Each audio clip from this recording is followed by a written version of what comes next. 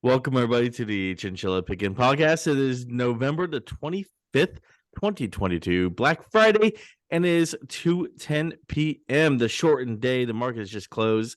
As always, we hope to be entertaining, educational, and uplifting because we want everyone to make money. My name is David Underwood, and I'm always here with Brandon Beaver. Brandon, did you do any shopping today, man, or yesterday?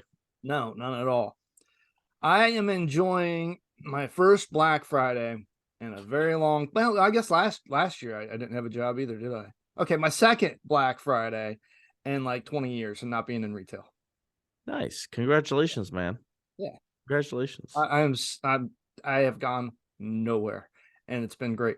And I mean, everybody's been sick the past month, and I catch things if I'm downwind from them. So I was sick as well. We didn't go anywhere for Thanksgiving, and that kind of sucked. But finally today, I'm starting to feel better. So hopefully that sticks around. Yeah, I just didn't want to. I didn't want to do it. I thought about like getting up at like 6 a.m. and then just driving around and seeing how busy things were, just for the sake of the show and for markets and investing and stuff. But nah. Yeah, you know what? All the business news networks have people who do that. Just watch them. I did some shopping online. I have done some online ordering today and yesterday. So I've done my part to keep moving the economy forward. I've checked that box for us here. So appreciate that, man. I know we're gonna get into this. I don't want to get into it Thank now. you I know for your you're about to. service, Dave. Yeah, right. I know we're gonna get into all that, the economy, shopping, Black Friday, where everybody's at, how we all looked. I know that's a topic we're gonna spend some time on. So let's go into it. Rules. Everybody here has listened to us say this many, many times. Brandon and I get together 1 to 2 minutes before the show and we tell each other what we can talk about. Then we go right into the show and you guys hear the live discussion back and forth. Literally, Brandon has just told me what he had. I just told him what I had, and then he just hit record because I was annoying him. So that is what happened, and this is where we're at. Brandon, I have done some shopping. I've done my part. I did not go out to the retailers out there, but from what I saw on the news networks today, man, there's not many. There were not the same crowds as in years past and they've been saying this is what the news networks have been showing and been saying. I'm just going off what I'm seeing on TV here, and they've been saying that these crowds over the past few years have been going down and down and down. And right now, we had last year we had to jump back up because everybody was allowed to go shopping again after COVID, Yeah. but then now it seems like it's dying back down again. What are you feeling on today's Black Friday? You know what? I think Black Friday has been basically just a stereotype for years now. I think most of the shopping is done online during this period. Most people don't want to go out and deal with the crowds. And so the result is less crowds. I would love to go out and shop, but like you said, I don't want to go out and shop with a million other people shoulder to shoulder. I Yeah. want to go out and shop. Like it could be a little busy. I get that. But I don't want to go out and shop and be packed, and stuck in traffic going from one store to the next. I don't mind. I like shopping. I'm one of those people who like to get out, be around people and peruse and browse and do all that kind of stuff. But I am you know, not. but I did some shopping online this week, and so I got some online things done.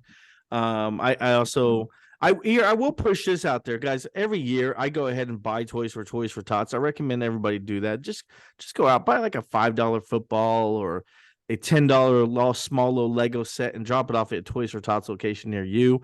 These toys go to kids and families that can't afford anything for the holidays. No matter what holiday they celebrate, Hanukkah, Christmas, Kwanzaa, what have you, Festivus, I don't know. My Um, birthday. right, or birthday, whatever holiday you're celebrating, these they go to that cause. So it's a good cause. I like it.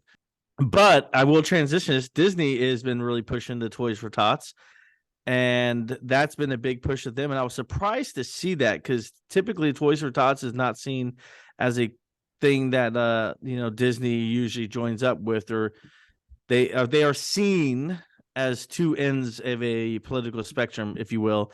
But Disney has joined up with him. Is that a new approach from Disney and Bob Iger, Brandon? Brandon. I don't know if that Bob Iger just started on Sunday, so I don't Sunday night. It was a recent situation there. It surprised everybody except for apparently the board and people at Disney who had been contacting by Bob Iger about a potential return for, it turns out now, at least a month. The CFO had been complaining about Bob Chapek's, the former CEO's performance to the board for a while, actually.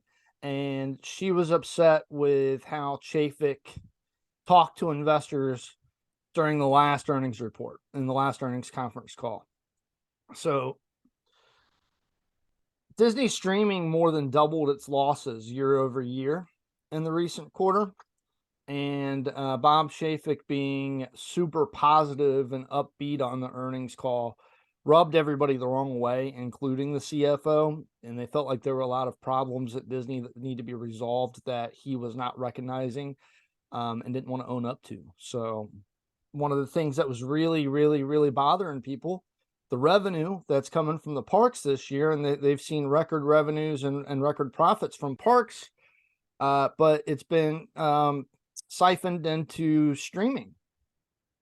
And a lot of the revenue that they would normally see selling movies to movie theaters and stuff like that too got siphoned into streaming. So I think Mr. Iger's number one, one of his biggest challenges now, make Disney Plus profitable without cannibalizing the other departments. And then number two, you got 2 years, man. You got 2 years. Make it so that we don't need you again. Go ahead, Dave. All right, so a couple things here. I knew we were going to get into Disney. You mentioned you wanted to talk about Iger and Disney. I like your points there on what you're asking of Iger and Disney, but I do want to preface this, and it seems like you're downplaying what they did with Disney Plus. They launched a brand new streaming service, right? After they had purchased a big chunk of Hulu, and they had purchased ESPN, so ESPN Plus, Hulu, and they came out with Disney Plus. And so in order to grow the subscription base, they had to keep the costs extremely low and pretty much not make a profit. Like, they gave it out free everywhere. If you signed up for this phone at Verizon, it was free. If you signed up over here for Hulu, it was free. If you bought this bag of chips, and it was free. It was like everything was, you could get it for free. And they did that to rapidly grow that streaming base. And then once they started rapidly growing the streaming base, they've raised the prices a little bit, and they're going to continue to raise the prices on the streaming. And they're starting to see a cycle, if you will, of shows come through and releases that are Disney Plus only. And that is hopefully going to grow the base going forward. I know they put a lot of money into the Kenobi show.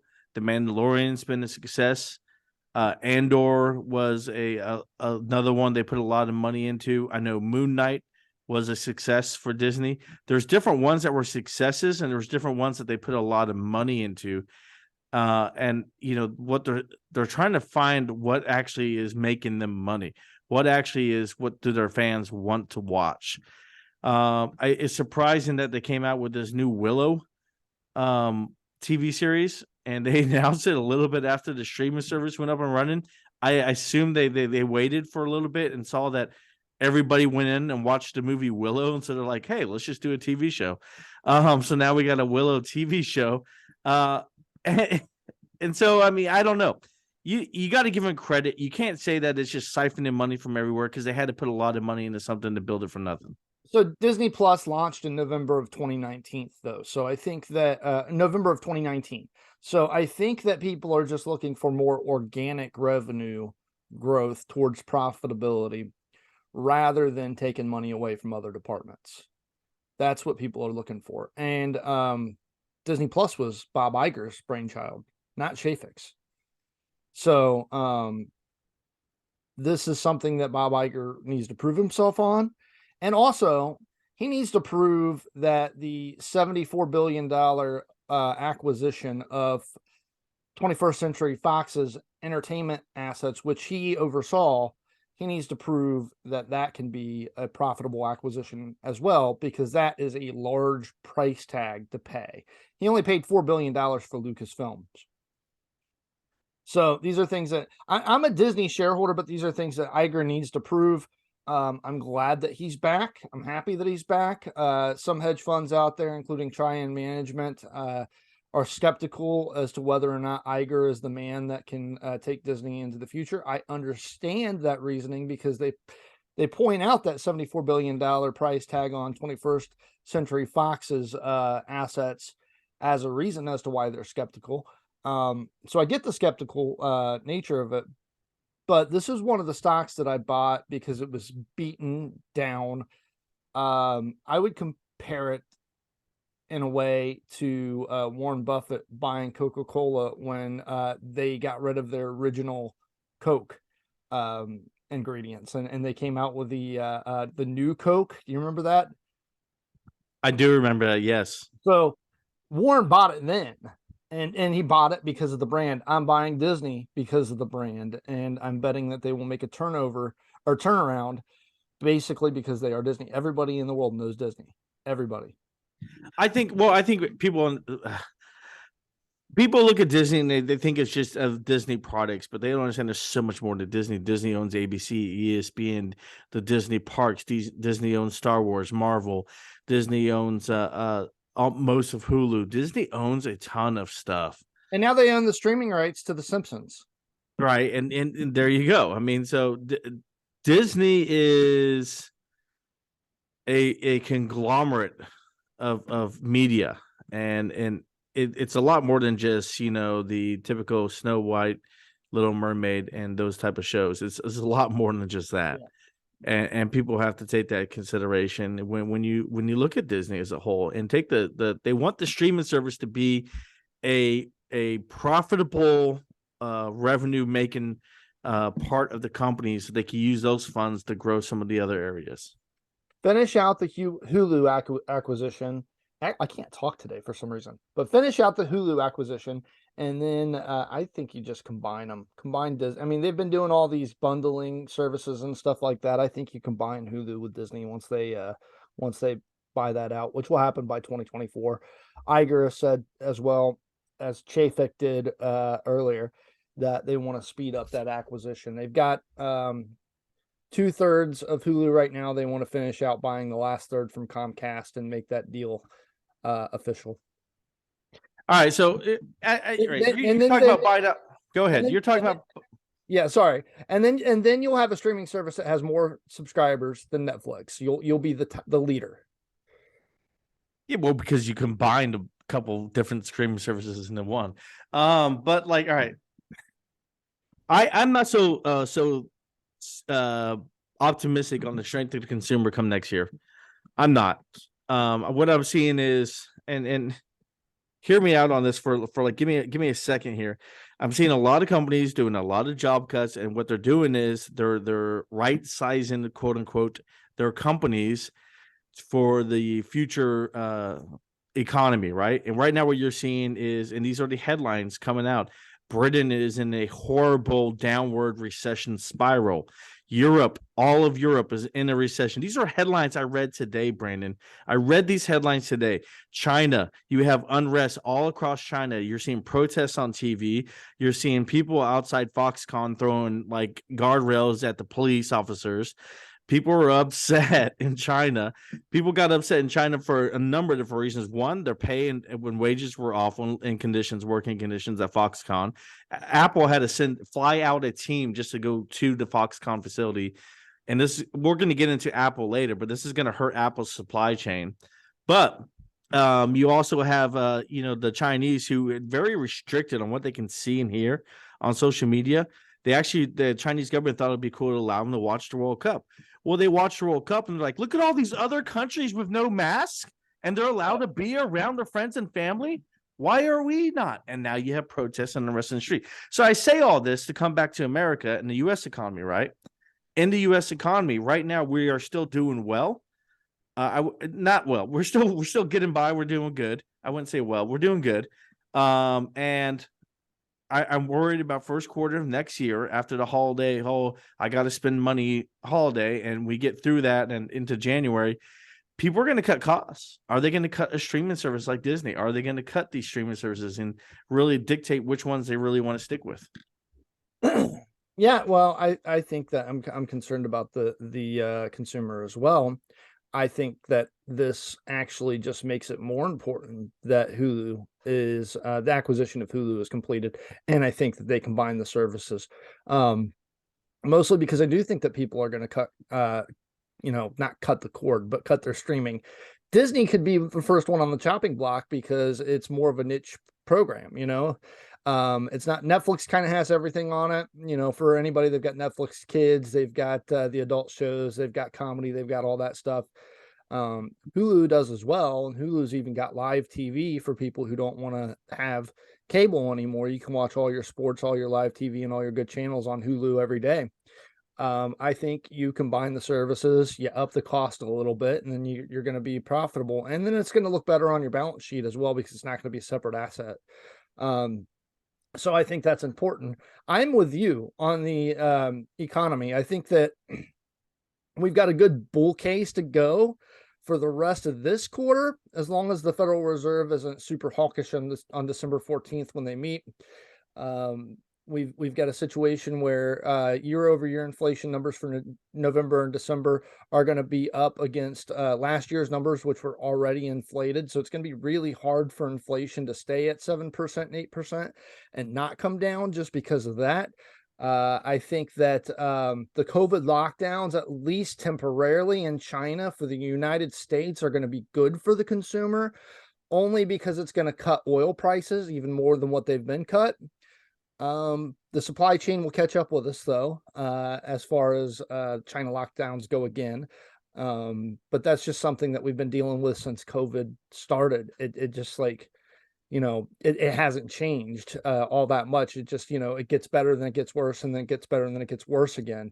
But for right now, the dropping oil prices coming out of because of China and the heightened consumer spending are probably going to get us through this quarter. Next year, we're going to have deflation fears and probably deflation as well. You're going to have more of the supply chain situations from China affect us more around that point of time. But then also you're going to start seeing the effects of the Federal Reserve's quantitative tightening and unloading of their balance sheet and interest rates. Those effects are going to come through to the consumer. And I think next year is going to be tough, just like you. I do think that, though, the rest of this year, there's a good case to make that we're going to have a bull run back to about 4,400 on the S&P 500 before we come back down again.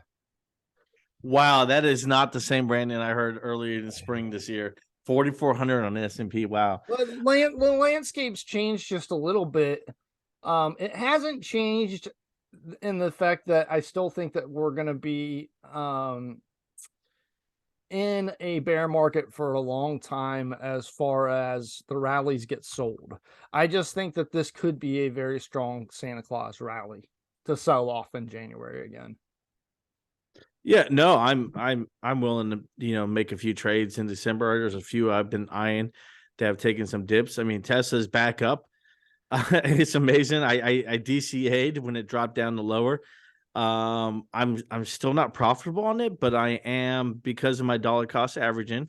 Done it twice now because of dollar cost averaging. I am getting close to being profitable on my Tesla, even though I said buy at 215. Yeah. But I'm looking for some bull cases in December to make some quick money, and I'm looking for trades because I want to be out by the end of the year for tax purposes. So let me tie a nice little knot on this real quick and give a better explanation here. So when gas prices go down, the stock market's been taking that as a bullish signal. The China situation and all of the other issues in Europe, including Great Britain and stuff like that, that could cause people, and I think has caused some people, to rush to safety in the treasuries and drive the treasury yields down. What has happened to the S&P 500 and the NASDAQ every time oil has come down and the treasury yields have come down? The NASDAQ has come up and the tech stocks have come up. So I think in the short term that provides a bull case for a runway, not a long runway because I don't think it goes until next year, but for at least a short runway going into next year. I agree. I agree. And as we look at it, things will get going. Any more though on Disney though, or did you want to move on to the broader economy and go in more detail? I mean, we can move on. Iger's his accomplishments were Lucasfilms, Lucasfilms and Star Wars. The 21st Century Fox, I don't know if you can call it an accomplishment yet because it hasn't proven itself. Pixar, he's responsible for Toy Story being a Disney property. He's done a lot of really good things there. So I'm happy he's back. Good, good. All right, let's go back into this economy discussion that we started, and you wanted to wrap up with Bo, but I'm not ready to wrap it up yet. I want a few more things I want to talk about. Oh, you're good. So I'm going to go over here, and then we're going to go from Reuters news headline here. It said job cuts announced by U.S.-based employers jumped 13% in October. Right, so that was the highest since February of 2021. Amazon, they had a target around 10,000 job cuts recently. Meta as 13% of its workforce, or more than 11,000 people. Citigroup making job cuts around their investment banking division. Morgan Stanley, they were expected to start a fresh round of layoffs coming up. That was reported on November 3rd, as the bank's deal-making businesses are taking a hit. Intel, they told Reuters that, quote-unquote, people actions would be part of a cost reduction plan. I love that, people actions be part of a cost reduction plan. So they're trying to cut costs by $3 billion in 2023. Microsoft, they laid off 1,000 employees over several divisions the past week. Johnson & Johnson, saying they're going to go ahead and cut some jobs amid inflationary pressure and stronger dollar. They're looking at that, quote unquote, right sizing itself. Of course, we all know Twitter and what Elon Musk is doing over there with its layoffs. Lyft, they laid off, they said they would lay off 13% of its workforce after they already cut about 20 jobs earlier this year. Warner Brothers, they're looking to lay off lower their headcount by 5 to 10%. And I can tell you what, this list is going on. This is a long list. I'm not even halfway through this list. And when I look at all these major corporations, I'm just going to stop there. You get the point I'm making. The point's clear. When I look at this long list of companies preparing for a recession, preparing to have lower profit margins because of inflation, preparing for a downturn, and then it makes you worry when you see also today, the Black Friday, you don't see the numbers coming in the way you want to see them. You don't see the shoppers out there at the stores. Maybe that's because of change in shopping, like we've talked about. Maybe it's more people shopping on mobile and via social networks. But we're seeing lower numbers everywhere. I want to agree with you and say that we're going to get a nice little rally. I'm looking for it. I would love to make some trades in December. I'm kind of concerned that the numbers we're going to get over the next few days are not going to be good enough, and that the market's going to go down because of the numbers. Thoughts? Short Abercrombie and Fitch. Sure. Well, I tell you what. I mean, here's the way you're going to be right, because in that trade, even if I think that the holiday numbers are going to be pretty good for this year, Abercrombie's just overvalued. It's like the people who make money short in UVXY, right? So here's the thing. They're saying, like, yes, you're seeing fewer customers, but the customers that are showing up are going to stores like an Apple store, right? Or they're going to a Macy's. But you're not seeing people lined up outside of Foot Locker. You're not seeing people lined up like an Abercrombie & Fitch or a Hollister. Nobody's lining up outside those stores. Nobody's shopping. They're shopping these other stores. They're shopping the chic stores, if you will. Yeah. It's interesting. The list of the top search companies for Black Friday sales, which Amazon has been on pretty consistently. They've been number one. Now it's Walmart. Walmart is now number one. Amazon is number stealing my thunder. That's all I'm saying. Just stealing my thunder. Amazon is number 4. Amazon is 4. Walmart is number 1. I was going to bring that up. I was going to go and say it. And here's my reasoning why I think that is the way it is that people are searching on Walmart this year because they're looking for lower price deals. People believe in their mindset, like, look, I can't even afford Amazon anymore. I got to go to Walmart. And that should tell you about the health of the consumer. Are they going to spend? Yes, but they're going to spend at places where they could get a better discount. So either retailers give them better deals, or Walmart's going to be doing better than everybody else. Yep. Yep.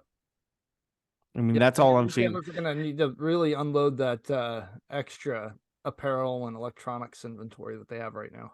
Dude, they need to basically be giving it away at this point, saying, "Look, if you buy this, we'll give you a clearance item for free."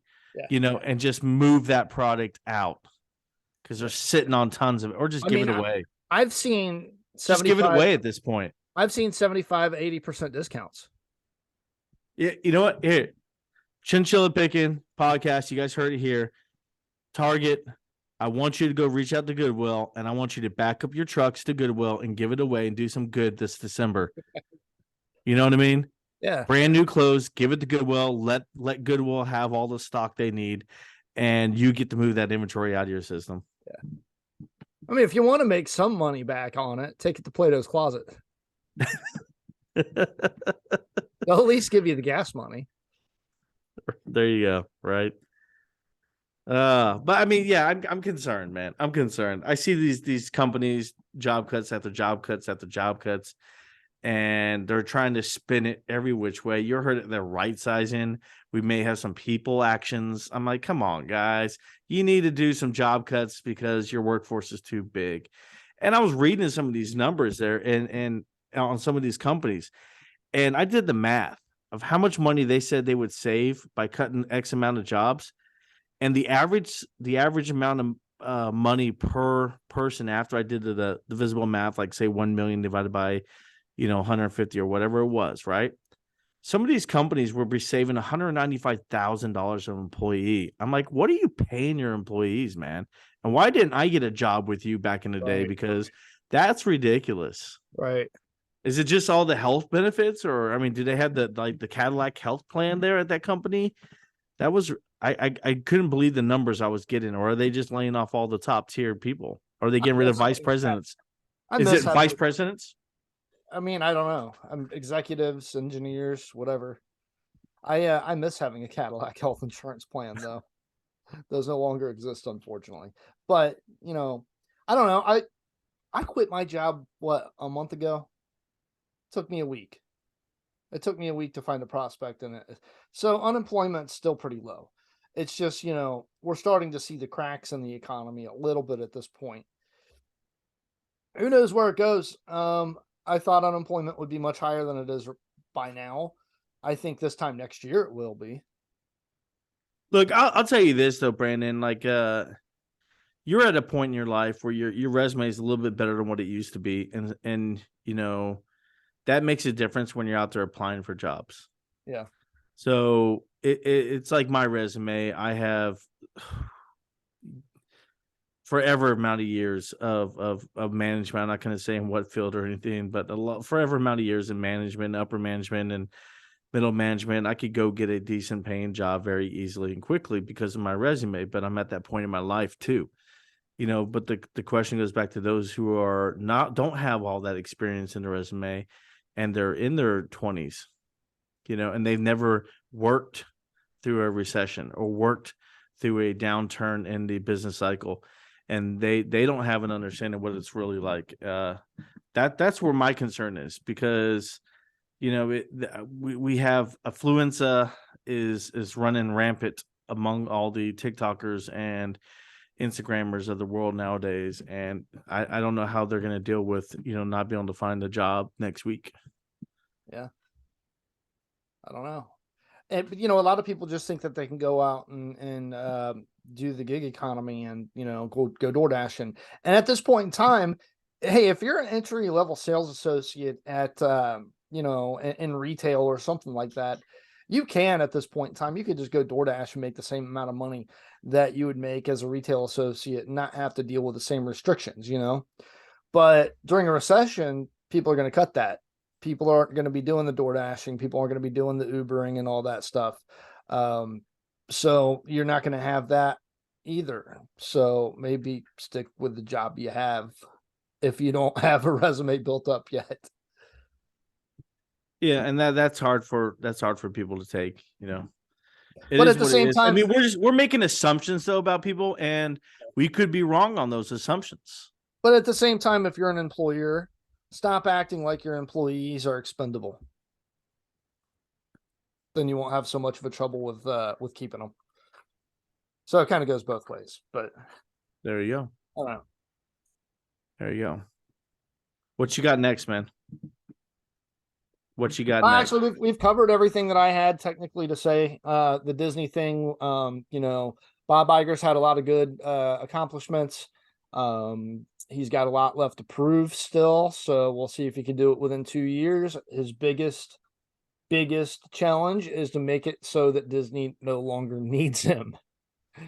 Same thing with Howard Schultz over at Starbucks, though. Like you got to make sure that when you're done with Starbucks, you don't have to come back. That's what you would like. I mean, Howard Schultz was a different type of person, though, man. And it's hard to replace a person like that as CEO of a company. Yeah. Well, he's gonna die sometime. We don't live forever. I mean, You have to have a that's true. That's successor. true.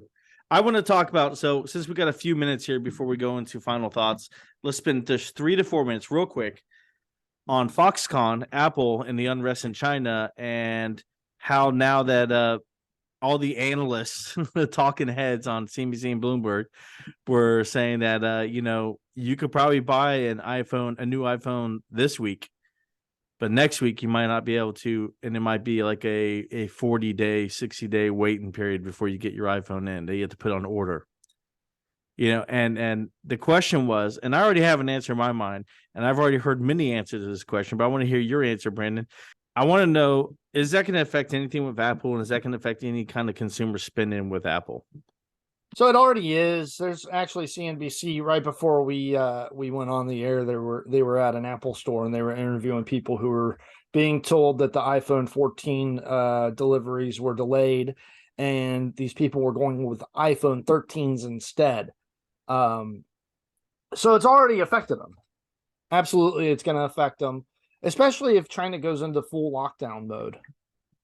So, all right. So, given the human rights aspect of Foxconn and China, and that's still where Apple gets most of its products made and serviced, are people going to start switching Apple and canceling Apple and go to a different phone carrier? Not Who are they carrier, going to but a go phone. to? Who are they going Samsung. to go to? But Samsung's made in Korea. Is it made in Korea? They don't use Foxconn because a No, lot they of use yeah, Foxconn for different parts and yeah, services. Yes. and so does Microsoft. So I mean, not that Microsoft's big into cell phones. No, but Google is. Google's Yeah. making a play for it. Yeah, I know, but I don't care. They've tried before. They did a Google phone like 10, 12 years ago. It went nowhere. I own Alphabet stock. I own it. I don't just like, why are you even trying anymore? Why? I don't get it. Stop. Apple owns the market. 98% of the people who use Apple iPhones never leave the iPhone ecosystem. It's because you can't. Apple's got it locked, and that's what I don't like about Apple. Apple has that system on lockdown. You can't. They make it too impossibly hard. It's not that they don't want to, Brandon, is that the Apple has made it too hard to, and most Americans are lazy. And that is the reason why. Samsung makes a great product. See, this is a Samsung versus Apple discussion, and Samsung makes a great product. And Samsung has a great foothold in Asia. Samsung is, it's a homegrown product in Asia. They've got a lot of the Asia market. Samsung's fine in cell phones. Google, you're another American company. You're not going to make headway in Asia. You're not going to make headway against Samsung and Apple. I don't think so. Maybe this won't age well. If it doesn't age well, I'll be fine because I own the stock. I'll be happy if I'm wrong, but I don't think I am. So, all right. So let me break this down for you, man. Up until just a few years ago, the number one selling cell phone in all countries except for the United States was Samsung. All countries in the world except for the United States was Samsung, right? Apple outsold Samsung in the United States only. Now Apple outsells Samsung in the United States, Great Britain, and I believe it's like 2 other countries, and that's it. And Huawei is now the biggest seller in China. Yeah. So you have Huawei and Apple now taking market share away from Samsung. But people don't understand that America makes up, yes, 360 million people. That's a lot of people. But just because Apple's the number one seller here does not mean it's the number one selling in the world. Okay. There's Yeah. 8 billion people in the world. There's only 360 million of them in the United States. I, The rest of the world has said Samsung is better. Okay. So but that's what I want to point out. but that doesn't make a case for the Google Pixel phone doing No, it anything. doesn't. It makes actually a harder case for the Yeah. Google Pixel because now a US based company wants to start pushing a phone in the US, which is already highly competitive between Apple and Samsung, and you want to take market share away. Who are you going to take it away from? Nobody. I mean, who? You're going to take No. it away from Samsung? Maybe. Are you going to take it away from Apple? Probably not. Those Apple people, like, they're stuck. Yeah. They're stuck in that ecosystem. It's going to be one of those promotional phones that like T-Mobile has to give away to try to get customers. That's what the Pixel phone is going to be. I don't know. So there was this the guy who created the Android system initially. He came out with his own phone one time that completely gave 100% of the decision making how to use that phone up to the person, the end consumer buying it, and you could set it up, personalize it however you want, which is a great idea. But the problem is, again, most Americans were lazy. We don't want to do that. Right. We want this done for us. You create the ecosystem and make it nice and easy for me. There was a small niche amount of people that wanted that, and those are usually computer programmers, so that they can use those phones for some other reason or service, business related and not personal. Right. And that was the reason why those sold at all. But I mean, it just goes to show you the U.S. consumer. But anyways, back to the point. You're not going to be able to buy an iPhone 14. You can, but it's going to be 40, 60 days out before you get it. Yeah. You could do the pre-order thing, pay for it now, and then wait for it to come in and get it that way. And that's because of everything that's going on with Foxconn and China, and there's just a back order of these iPhones. Yeah. And it's gonna hurt some sales, but I think Apple at this point now in time makes most of the money off subscriptions and subscription service, charging you for your iCloud, charging you for your Apple iMusic, charging you for FaceTime things, charging you for anything that Samsung will give you for free, charging you for, because that's how Apple works. Yeah. Well, these companies really need to start migrating away from China. Yeah. They need to, and I see that, Intel and NVIDIA and even Taiwan Semiconductors are building plants here in the United States to try to, fix the supply issues. And that's not going to be fixed until 2024 when those factories are up and operating. And that's good and everything too, but they could start migrating to India and to some lower cost companies or countries as well. I don't see a problem with migrating to India or Vietnam. Here's what I say. Like, so the poorest country in the whole Western Hemisphere is poor because they don't have any infrastructure. They don't have the ability to withstand earthquakes or hurricanes that might come through, right? And I'm talking about Haiti.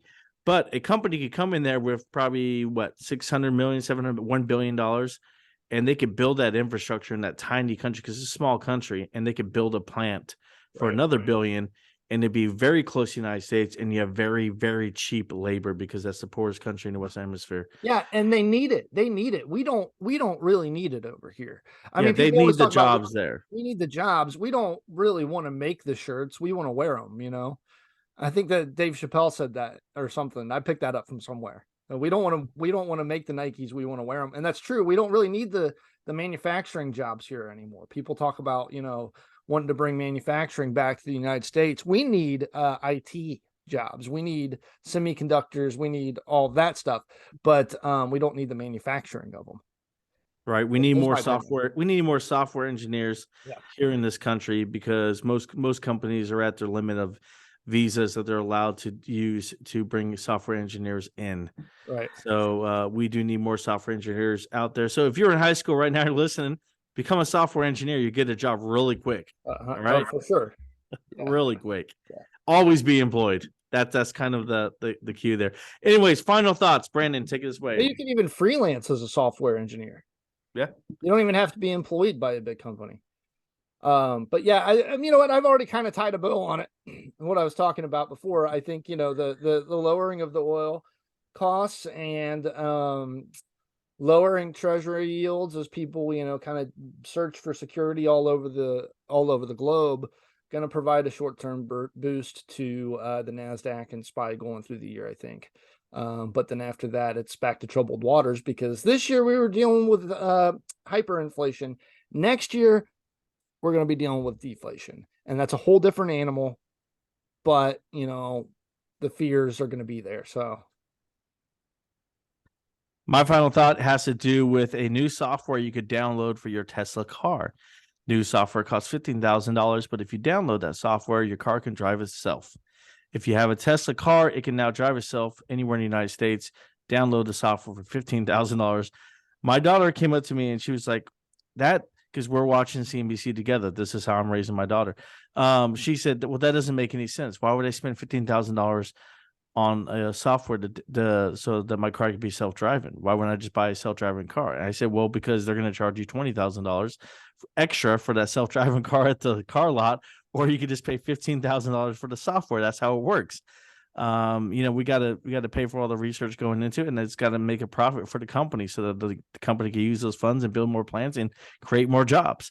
This is how it works, you know. And I think that creates a good positive case for Tesla, in spite of all the recalls the past week, which they've been continued to have hit. Ford had a recall as well. So there's a lot of recalls currently in the automotive industry right now. And I believe that, you know, this could be an issue going forward as we move more into computer-based electronic vehicles, AI vehicles. We might see more of these type of recalls because we're pushing really fast on a system that has not had the amount of years in testing that probably should have been done. But we are still pushing really fast to move forward to the next step tomorrow. But having said that, that also offers an opportunity for a company like Blink Charging, who has dropped by more than 50% in the past few months and is down to just $13 a share.